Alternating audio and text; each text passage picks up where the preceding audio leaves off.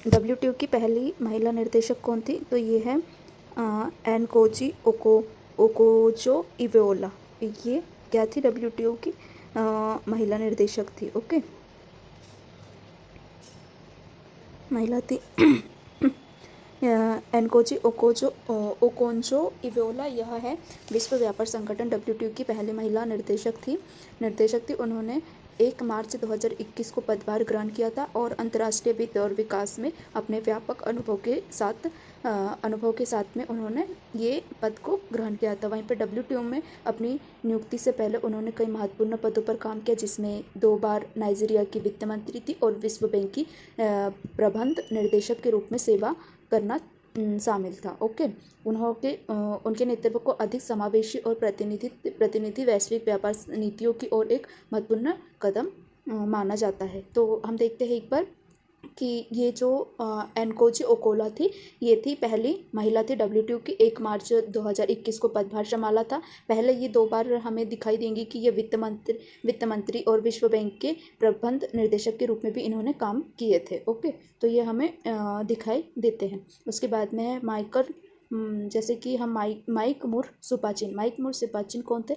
यह एक न्यूजीलैंड के पूर्व प्रधानमंत्री थे, जिन्होंने 1999 से 2002 तक डब्ल्यूटीओ के महानिर्देशक के रूप में काम किया था। ओके, उनके बाद सुपचाई पानिच पादकी एक थाई अर्थशास्त्री और राजनीतिक थे। 2002 से 2005 तक महानिर्देशक के रूप में कार्य किया था। तो यह माइक मुर सुपाचिक हमें दिखाई देगी कि यह प्रधानमंत्री थे। कहाँ के? न्यूजीलैंड के प्रधानमंत्री थे, जो 99 से 2002 तक हमें दिखाई दिए। वहीं पर डब्ल्यूटीओ के महानिर्देशक के रूप में भी इन्होंने काम किया था। उसके बाद सुपरचाई पुनिकाय एक थाई अर्थशास्त्री और राजनीतिक थे। 2002 से 2005 तक महानिर्देशक के रूप में भी इन्होंने काम किया था। फिर पीटर सुंदरलैंड एक आयरिश बैरिस्टर और राजनीतिक थे, जिन्होंने 1995 में अपनी स्थापना से 1999 तक डब्ल्यूटीओ के पहले महानिर्देशक के रूप में कार्य किया। वेरी इंपॉर्टेंट क्वेश्चन है ये। क्वेश्चन बनता है कि पीटर सदरलैंड कौन थे? तो ये आयरिश बैलिस्टिक और राजनीतिक थे। 1995 से में अपनी स्थापना के 1999 तक डब्ल्यूटीओ के पहले महानिर्देशक के रूप में काम किया था। किसके रूप में? महानिर्देशक के रूप में इन्होंने काम किया था। ओके, महानिर्देशक के रूप में इन्होंने काम किया था। वहीं पर डब्ल्यूटीओ की स्थापना में महत्वपूर्ण भूमिका निभाई और वैश्विक व्यापार वार्ताओं में भी यह एक प्रमुख व्यक्ति थे। फिर है पास्कल रेमी थे ये। पास्कल रेमी को हम देखेंगे तो ये एक फ्रांसीसी अमेरिकी सलाहकार और व्यवसायी थे। 2005 से 2013 तक डब्ल्यूटीओ के महानिर्देशक के रूप में काम किया था इन्होंने। इनका कार्य दोहा विकास एजेंडा को और आगे बढ़ाने और विभिन्न वैश्विक मुद्दों को संबोधित करने के प्रयासों से चिन्हित किया गया था। ओके, तो हमें ये डब्ल्यूटीओ की पहली महिला के रूप में हमें दिखाई देंगे एनकोजी ओकोजो इवेओला। तो वहीं पे हमें फिर ये तीनों दिखाई देंगे जो डब्ल्यूटीओ के महानिर्देशक के रूप में भी इन्होंने काम किए थे। इन्हें सनवाइस में व्यक्त किया। तो मतलब एक इम्पोर्टेंट नोट है कि आप लोग सबसे पहले जो डब्ल्यूटीओ के जो महानिर्देशक है उसको पूरी तरह से एक नोट्स बना के याद करना बहुत इंपॉर्टेंट है, क्योंकि डब्ल्यूटीओ के निर्देशक महानिर्देशक सभी को क्वेश्चन वाइज पूछा जाता है। ओके, ठीक है, अगला क्वेश्चन देखते हैं। पुस्तक है सेक्सुअल पॉलिटिक्स किसने लिखी थी? तो ये कैट मिलन द्वारा लिखी गई थी। सेक्सुअल पॉलिटिक्स क्या है? 1970 में प्रकाशित एक मौलिक कृति थी। यह पुस्तक पश्चिमी समाज और साहित्य में पितृसत्ता का एक आलोचक विश्लेषण है। मिलेट का काम द्वितीय लहर नारीवाद के मूल ग्रंथों में से एक माना जाता है, जो विभिन्न सामाजिक संस्थाओं में पुरुषों और महिलाओं के बीच शक्ति गतिकी को उजागर करता है। यह एक प्रमुख लेखकों जैसे D.H. लॉरेंस, हेनरी मिलर और नॉर्मन मेलर के कार्यों की जांच करता है, यह दिखाने के लिए कैसे साहित्य सामाजिक मापदंडों और लिंग भूमिकाओं की पुष्टि करता है।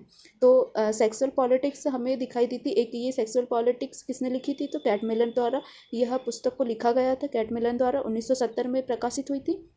ओके, 1970 में प्रकाशित हुई। इस पुस्तक पश्चिमी समाज और साहित्य, यह पुस्तक का उद्देश्य क्या था? जो पश्चिमी समाज है और साहित्य में पितृसत्ता का एक आलोचक विश्लेषण किया था इस पुस्तक में।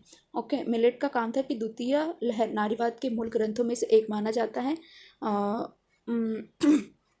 ग्रंथों में से माना जाता है विभिन्न सामाजिक संस्थाओं में महिलाओं पुरुष और महिलाओं के बीच शक्ति गतिकी को उजागर करता है। मतलब इन्होंने नारीवाद को ज़्यादा इम्पोर्टेंट माना था इसमें। ओके,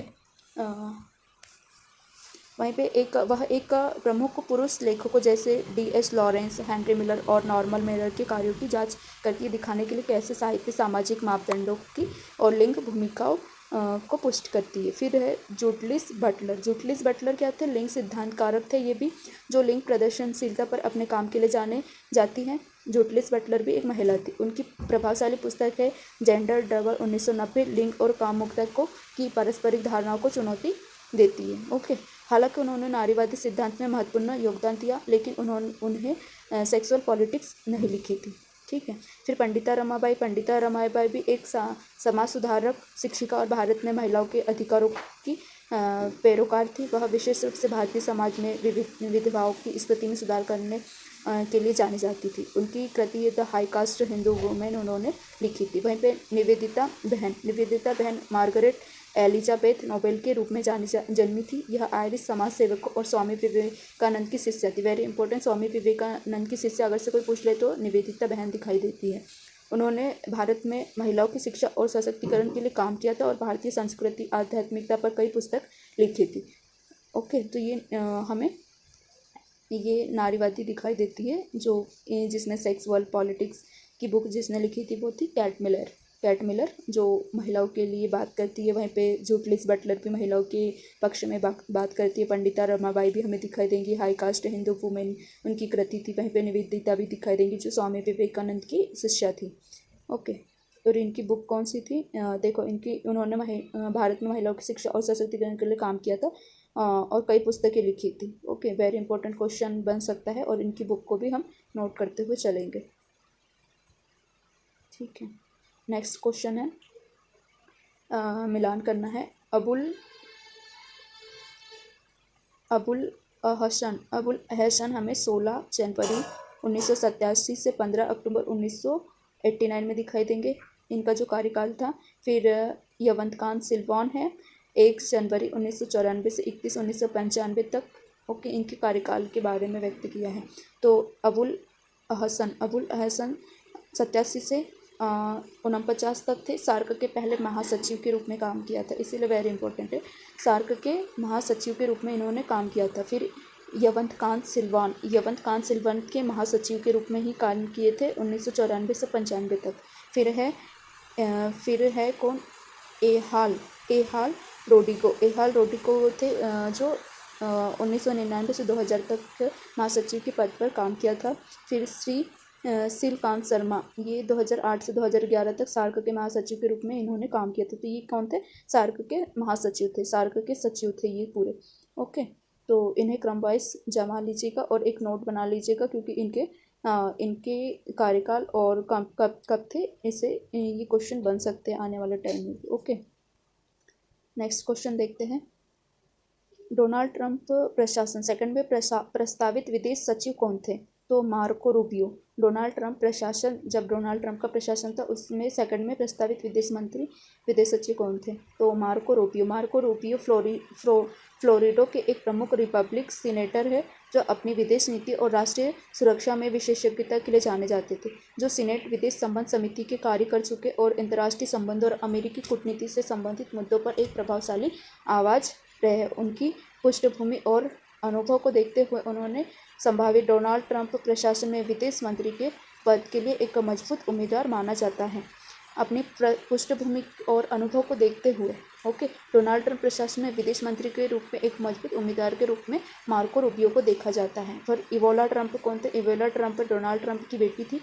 उनके राष्ट्रपति पद के दौरान वरिष्ठ सलाहकार के रूप में काम किया था उन्होंने। हालांकि वे विभिन्न नीतिगत क्षेत्रों में शामिल रही है, लेकिन उनके पास विदेश मंत्री की भूमिका के लिए आवश्यक व्यापक विदेश नीति की पृष्ठभूमि नहीं है। फिर तुलसी गब्बाई हवाई की एक पूर्व डेमोक्रेटिक कांग्रेस सदस्य और अन्य सैन्य अधिकारी है। हालांकि उन्हें विदेश महामामलों में अनुभव है, लेकिन रिपब्लिक प्रशासन में विदेश मंत्री के रूप में उनकी नियुक्ति अपनी राजनीतिक संबद्धता के कारण असंभव है। मार्क एस्पर डोनाल्ड ट्रंप के अधीन रक्षा सचिव के रूप में काम किया था। उनकी विशेषता रक्षा और सैन्य मामलों में अधिक है, कूटनीति के बजाय, जिससे वे विदेश मंत्री के के कम संभावित उम्मीदवार बनते हैं। ओके, तो ये है डोनाल्ड ट्रंप के, मतलब ये अमेरिका के ही कार्य करने वाले व्यक्ति थे। इवोला ट्रंप तो डोनाल्ड ट्रंप की बेटी है। फिर मार्को रूबियो थे, जो एक प्रमुख सीनेट के थे, विदेश मंत्री के रूप में इन्होंने काम किया था। और इवोला ट्रंप उनकी बेटी। फिर तुलसी हवाई पूर्व डेमोक्रेटिक कांग्रेस के सदस्य और सैन्य अधिकार विदेश मामलों के लिए वित्त मंत्री के रूप में नियुक्त की थी।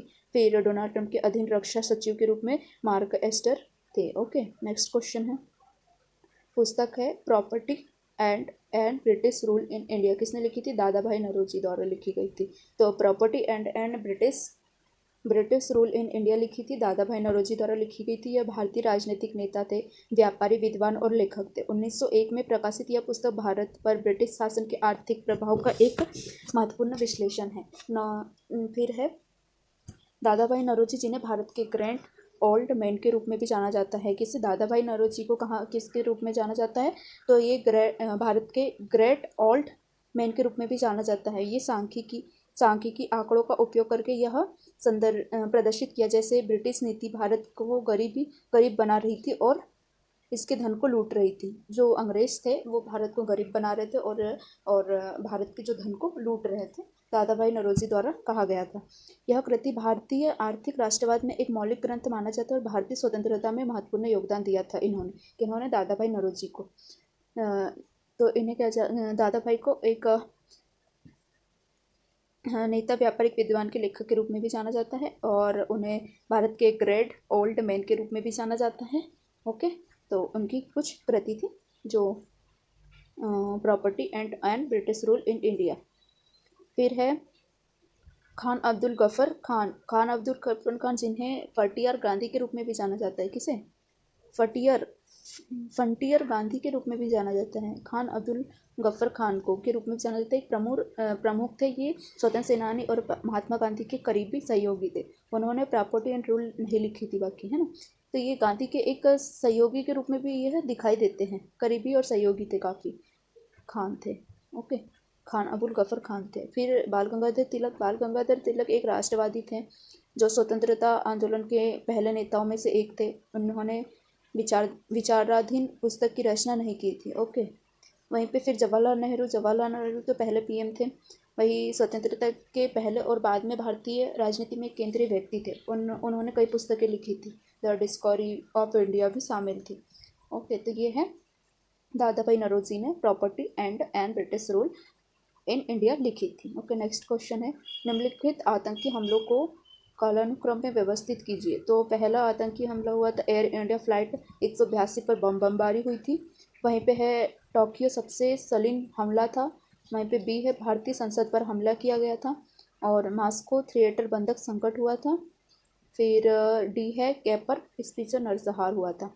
तो एयर इंडिया फ्लाइट पर जो हमला हुआ था उसे देखते क्या था, ये 182 पर हुआ था, बम विस्फोट किया गया था।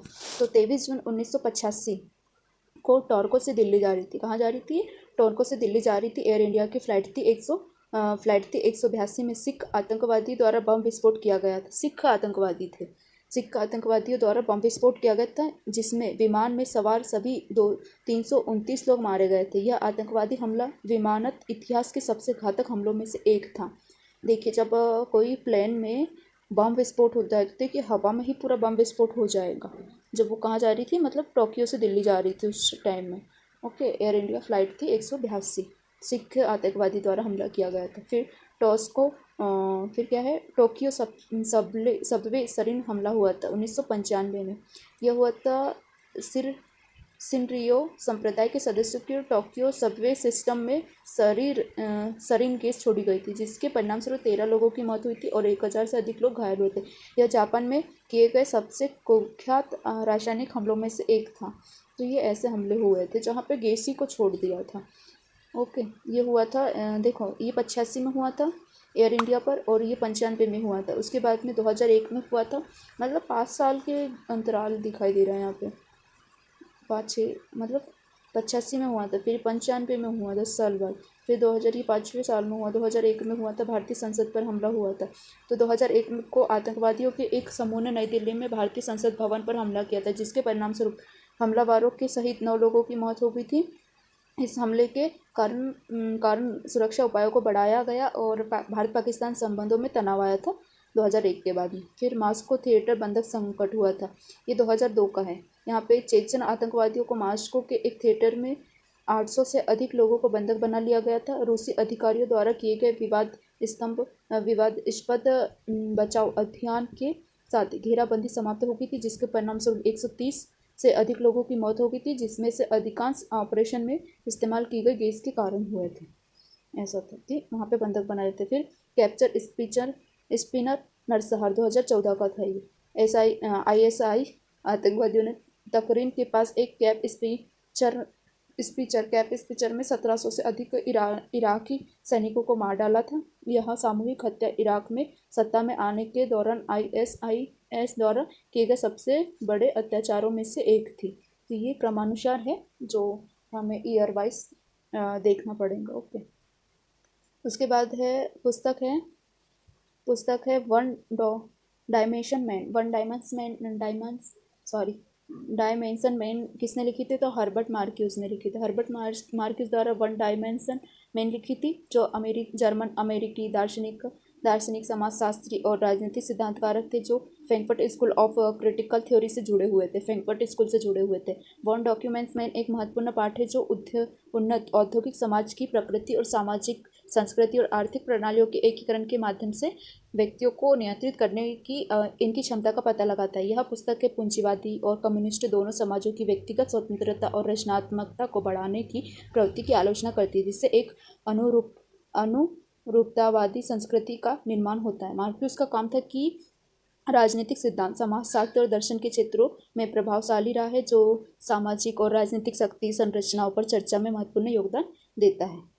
ओके, तो हर्बर्ट मार्क्यूस ने वन डॉक्यूमेंट लिखी थी, जो औद्योगिक क्षेत्रों और पूंजीवादी कम्युनिस्ट समाजों की व्यक्तिगत स्वतंत्रता के रचनात्मक दबाव की प्रकृति की आलोचना करती है। फिर है मुचकुंद दुबे एक भारतीय अर्थशास्त्री और शिक्षाविद थे, जो अंतर्राष्ट्रीय संबंधों में अपने काम के लिए जाने जाते थे, लेकिन वे वन डॉक्यूमेंट के नहीं लिखी थी। फिर फरीद जकारिया एक भारतीय अमेरिकी पत्रकार थे, राजनीतिक वैज्ञानिक और लेखक भी थे, जो वैश्विक राजनीतिक और अंतर्राष्ट्रीय मामलों पर अपने काम के लिए भी जाने जाते थे। वहीं पे हर्बर्ट साइमन एक अमेरिकी अर्थशास्त्री थे, जो राजनीतिक वैज्ञानिक थे, जो प्रशासनिक संगठनों के भीतर निर्णय लेने की प्रक्रियाओं पर अपने काम के लिए भी जाने जाते हैं। ओके, तो वन डॉक्यूमेंट्स में इनको इसने लिखे थे, हर्बर्ट मार्क्यूज ने लिखे थे। वहीं पे किताब द लॉ ऑफ पीपल किसने लिखी थी? जॉन रॉल्स द्वारा यह लॉ ऑफ पीपल लिखी गई थी, जॉन रॉल्स ने। तो जॉन रॉल्स एक प्रमुख अमेरिकी राजनीतिक दार्शनिक थे, जो नैतिक और राजनीतिक सिद्धांतों में अपने काम के लिए जाने जाते थे। द लॉ ऑफ पीपल उनके महत्वपूर्ण कार्यों में एक है, जहाँ वे न्याय के अपने सिद्धांत को अंतर्राष्ट्रीय क्षेत्र में विस्तारित करते हैं। ओके, यह पुस्तक में रॉल्स अंतर्राष्ट्रीय न्याय के लिए एक रूपरेखा प्रस्तुत करते हैं और ऐसे सिद्धांत प्रदान करते हैं जो लोगों के राष्ट्रों के आचरण को नियंत्रित करना चाहते हैं। फिर जॉन लॉक एक अंग्रेजी दार्शनिक थे, जो चिकित्सक भी थे। उन्हें व्यापक रूप से सबसे प्रभावशाली प्रबुद्धता विचारकों में से माना जाता है। ये उदारवाद पर अपने कार्यों के लिए जाने जाते हैं और इन्होंने लिखी थी the true treatise of government लिखी थी। ओके, तो एडवर्ड सदई एक साहित्यिक सिद्धांतकारक और सार्वजनिक बुद्धिजीवी थे, जो उत्तर औपचारिक सिद्धांत विशेषकर ओरिएंटलिज्म पर अपने काम के लिए जाने जाते थे। फिर फ्रांसिस फुकुयामा एक अमेरिकी राजनीतिक वैज्ञानिक, अर्थशास्त्री और लेखक थे, जो अपनी पुस्तक लिखी थी the end of history and the last man के लिए भी जाने जाते थे। ओके, तो ये दार्शनिक है जिन्होंने द लॉ ऑफ पीपल लिखी थी, जो जॉन रॉल्स द्वारा लिखी गई है। उसके बाद में है निम्नलिखित में से कौन डेविड स्टर्न और इनपुट आउटपुट विश्लेषण के चर नहीं है? तो ए और बी नहीं है बोला। विकास और वृद्धि जो है इनपुट आउटपुट के क्या है विश्लेषण में नहीं है। तो देखिए डेविड स्टर्न द्वारा इनपुट आउटपुट विश्लेषण किया था। जो स्टर्न थे एक राजनीतिक वैज्ञानिक थे, जो राजनीतिक प्रणाली के अध्ययन के लिए भी अपने व्यवस्थित दृष्टिकोण के लिए जाने जाते। उनका इनपुट आउटपुट विश्लेषण यह समझने के लिए एक रूपरेखा है कि राजनीतिक प्रणालियाँ इनपुट जैसे मांग और समर्थन पर और आउटपुट निर्णय और कार्य के जांच की कैसे संभावित होती है। यहाँ पे है मांग, समर्थन और प्रतिपुष्टि दी गई है। प्रतिपुष्टि वही फीडबैक है निर्णय और कार्य की जांच करने और कैसे संबंधित। इनपुट में पर्यावरण से मांग और समर्थन शामिल है, जबकि आउटपुट राजनीतिक प्रणालियों द्वारा किए गए निर्णय और कार्य के लिए प्रतिक्रिया लूप ही इस विश्लेषण में महत्वपूर्ण है, क्योंकि ये समझने में मदद करता है कि आउटपुट भविष्य के इनपुट को कैसे प्रभावित करता है। तो यहाँ पे आएगा कि विकास और वृद्धि नहीं आएगी, मांग समर्थन प्रतिपुष्टि, और यहाँ पे दिखाई देगा कि प्रतिक्रिया निर्णय, ये सब विश्लेषण में आते हैं। ओके, विकास और इनपुट वृद्धि नहीं आएंगी क्योंकि यह एक चर नहीं माना जाता है। विकास और वृद्धि व्यापक अवधारणा है जो राजनीतिक प्रणालियों के कामकाज से उत्पन्न हो सकती है, लेकिन विशेष रूप से इनपुट आउटपुट का हिस्सा नहीं है। ओके, तो ये क्वेश्चन सीरीज आपको कैसा लग रही है ज़रूर कमेंट करिए और अपने फ्रेंड लोगों के साथ ज़रूर शेयर करिए। Okay, thank you so much.